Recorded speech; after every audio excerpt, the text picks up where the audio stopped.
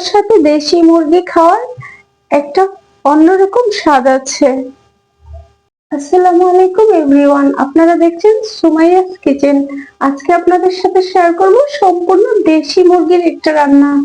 দেশি মুরগিতে ধরতে গেলে একদম মাংসই থাকে না, আর যদি হয় একটু ছোট সাইজ মুরগি তাতে তো আরো থাকে না।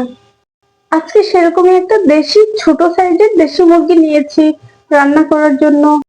মুরগিটা কেটে পরিষ্কার করে ধুয়ে নিয়েছি। এখন দিয়ে দিচ্ছি পেঁয়াজ কুচি। যেহেতু দেশি মুরগিতে মাংস কম তাই পেঁয়াজের পরিমাণটা বেশি দিচ্ছি। দিয়েছি 1 চা চামচ আদা বাটা, দিয়ে দিচ্ছি 1 চা চামচ রসুন বাটা। এখন দিয়ে দিচ্ছি লাল মরিচের গুঁড়া। ঝালটা আপনারা যে যেমন পছন্দ করেন সেরকমই দিবেন। দিয়ে দিচ্ছি 1 চা চামচ হলুদের গুঁড়া, দিচ্ছি পরিমাণ মতো লবণ, দিয়ে দিচ্ছি 1.5 চা চামচ গরম মশলার গুঁড়া।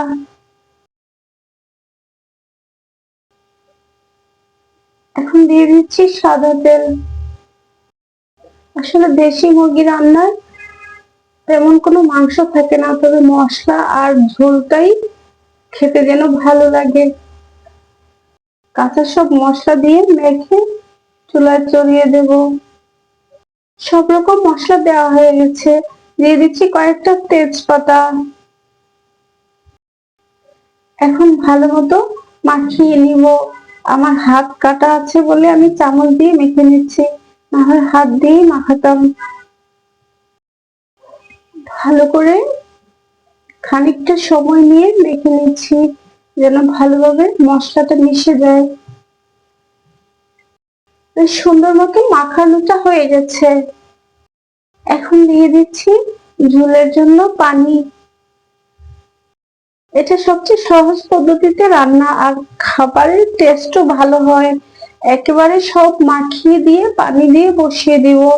ঢাকনা উঠিয়ে দেখবো রান্না হয়ে গেছে। এখন চুলায় চড়িয়ে দিচ্ছি।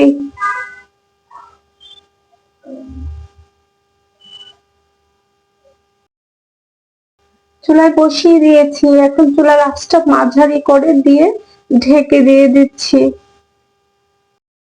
এসেছি 10 মিনিট পরে, ঢাকনা উঠিয়ে দিয়েছি। এখন বলক আসতেছে, একটু নেড়ে চেড়ে দিয়ে আবার ঢাকনা দিয়ে ঢেকে দেব।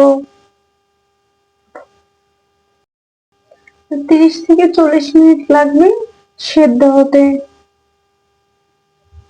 যেহেতু সম্পূর্ণ দেশি মুরগিটা তাই সেদ্ধ হতে একটুখানি সময় লাগবে।